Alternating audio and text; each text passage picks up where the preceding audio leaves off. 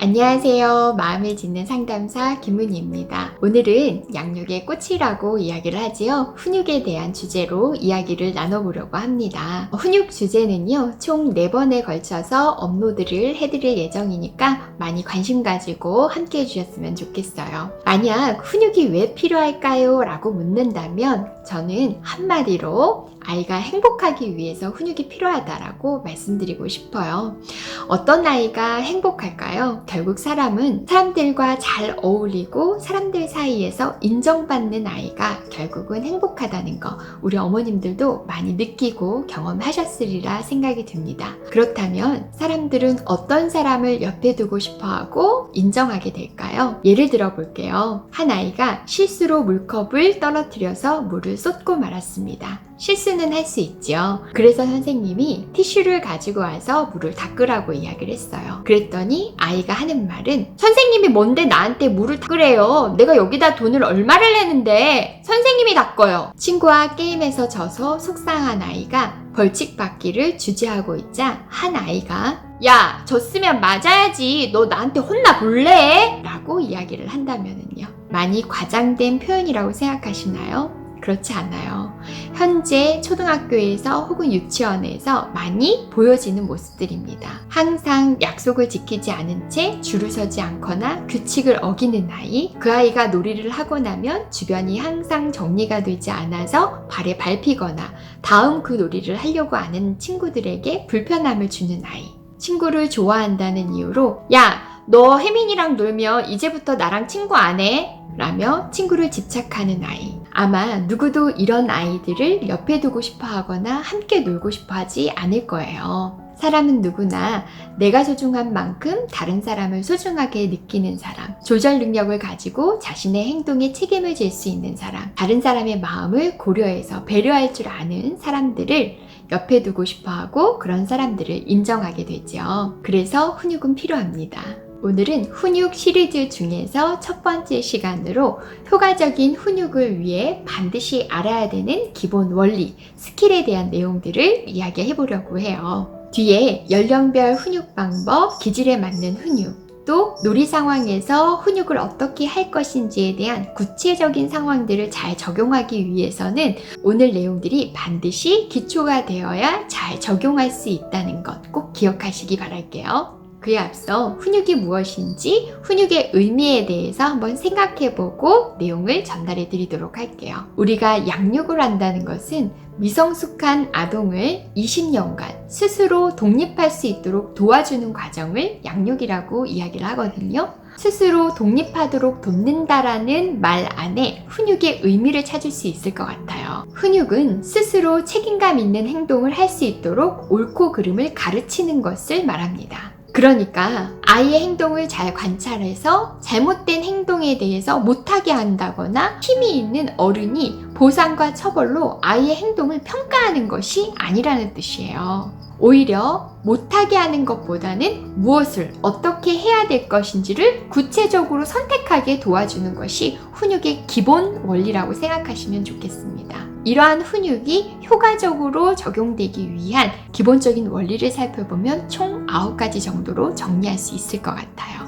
첫째, 평소 부모가 옳은 행동에 좋은 모델링을 보이고 있는 것이 가장 중요합니다. 언젠가 부모도 아이에게 이야기를 할 거예요. 친구 때리지 마라, 화내지 말고 예쁜 말로 해라, 다 쓴 물건은 정리해라, 사고 싶은 것은 다 사는 것이 아니라 계획해서 사는 것이다. 그런데 평소 부모가 보여준 모습이 훈육하는 내용과 다른 태도라면 어떨까요? 아이들은 부모의 등을 보고 자란다라는 말이 있지요. 아이는 부모의 말을 듣지 않습니다. 태도만 믿을 뿐이지요. 즉, 친구를 때리면 안 된다라고 얘기했던 엄마가 동생을 때린 아이에게 너 동생 때리면 안 된다고 했지? 너도 얼마나 아픈지 한번 맞아봐 하고 아이의 머리를 때린다거나 화내지 말고 말로 얘기하라고 했었던 부모가 갑자기 소리 지르는 모습이라든지 욱하는 태도로 감정 조절하지 못하는 모습을 보인다면 아동은 부모의 말이 아닌 태도를 따라한다는 것이죠.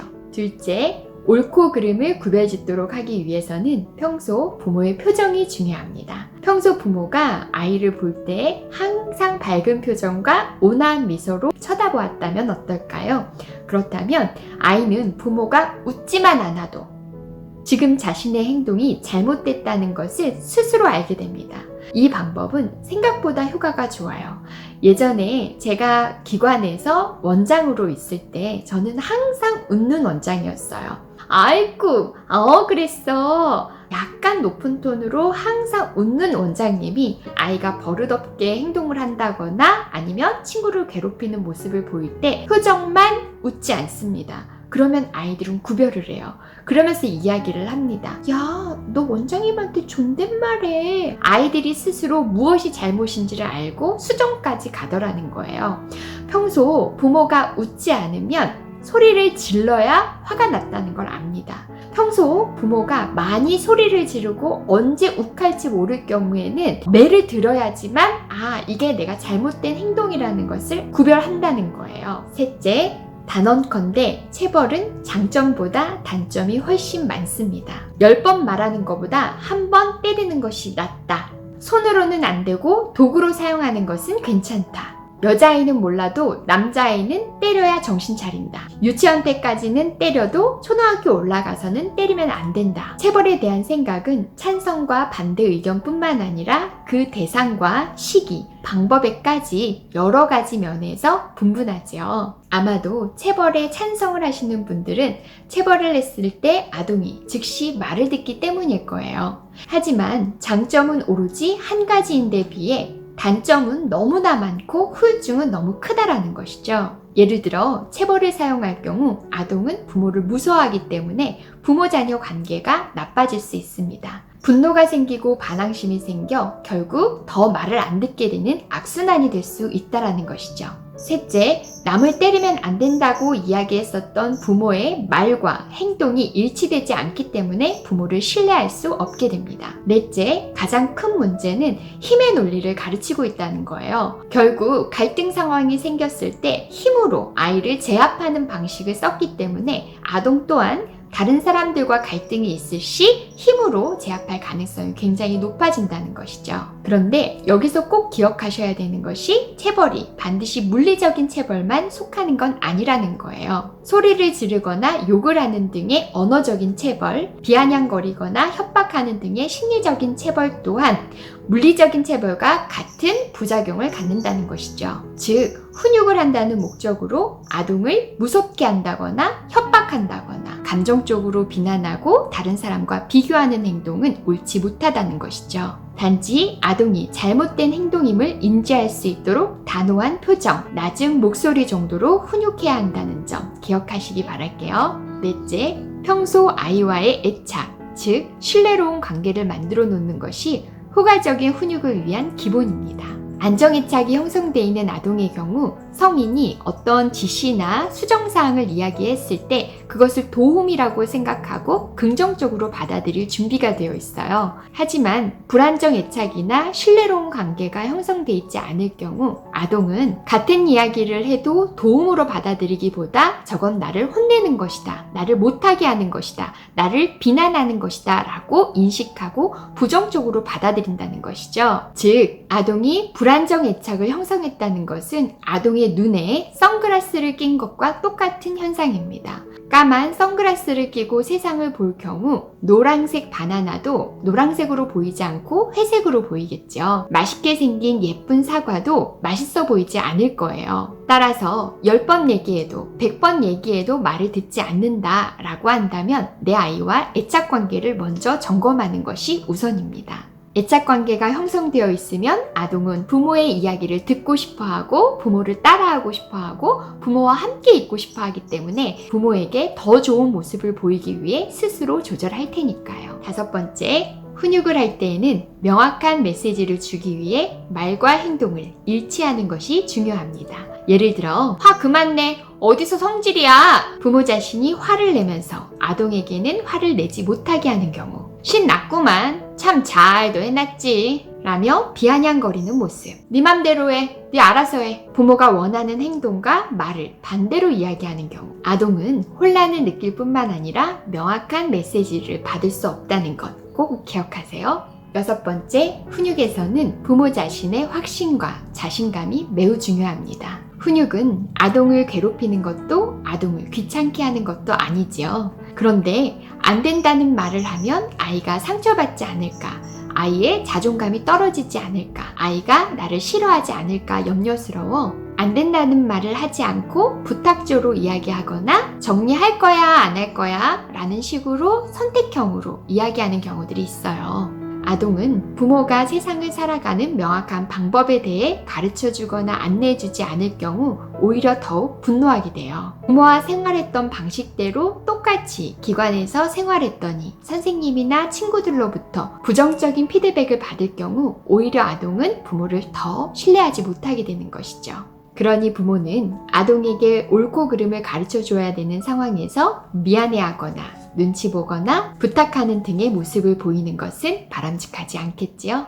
7번째, 훈육은 절대 한 번에 여러 가지가 한꺼번에 되지 않습니다. 예를 들어 처음 훈육을 시작하는 어린 영아의 경우도 마찬가지 연령이 되었다고 해서 한꺼번에 되지 않고요. 이미 아동이 생활 연령에서 어느 정도 나이가 차서 다 할 수 있는 나이라 하더라도 자신의 물건도 못 챙기고 선생님 말씀도 안 듣고 기관을 가는 것도 싫어하고 친구들을 괴롭히고 인사를 잘 하지 않는 등 부모가 보기엔 고쳤으면 좋겠는 행동들이 너무 많다 하더라도 네가 나이가 몇 살인데 이래 부정적인 피드백으로 계속 지적하는 것은 그 어떤 것에도 도움이 되지 않는다는 것이죠. 만약 아동이 생활 연령에서 어느 정도의 나이가 찼음에도 불구하고 부정적인 행동들이 많이 나타난다고 한다면 부모는 아동을 생활 연령으로 볼 것이 아니라 정서 연령으로 보는 것이 굉장히 중요해요. 정서 나이에 맞는 훈육을 순차적으로 하나씩 차근차근 나가는 것이 굉장히 중요합니다. 즉 한꺼번에 여러 개를 대충 가르쳐주는 것보다 하나를 가르치더라도 제대로 형성할 수 있도록 도와서 작은 변화를 격려해주고 칭찬해주는 것이 중요하다는 점 기억하시기 바랄게요. 8번째는 발달에 적합한 훈육을 한다는 거예요. 그리고 9번째는 잘못된 행동을 지적하기보다 예방을 먼저 하는 것이 중요합니다. 8번째, 발달에 적합한 훈육과 9번째, 지적보다는 예방을 먼저 하는 훈육에 대한 내용들은요. 다음 영상에서 연령별 예방을 하는 방법과 구체적인 훈육 방법에 대해서 알아볼 예정이니까 다음 영상도 연결해서 확인해 보시면 좋을 것 같아요. 부모는 아동이 아직 성장 과정 중에 있는 미성숙한 존재임을 인정해야 해요. 미성숙하다는 것은 실패와 실수를 할 가능성이 매우 높다는 것이죠. 즉, 아동은 완성된 것도 다 잘한 것도 아니기 때문에 현재 모범적인 모습을 보인다고 해서 부러워할 것도 내 아이가 지금 부정적인 행동들을 많이 보인다고 해서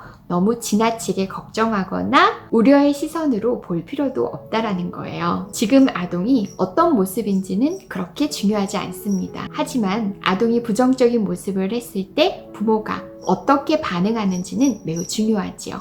왜냐하면 부모가 어떻게 반응하고 중재하느냐는 앞으로 아동이 어떻게 자랄지에 대해서 예측할 수 있기 때문이에요. 오늘 이 시간은 훈육의 기본 원리에 대한 부분들을 살펴보았어요. 다음 영상에서는 발달에 적합한 훈육 방법들을 구체적인 사례를 통해 알아볼 예정이니까 다음 영상도 기대해 주시기 바랄게요.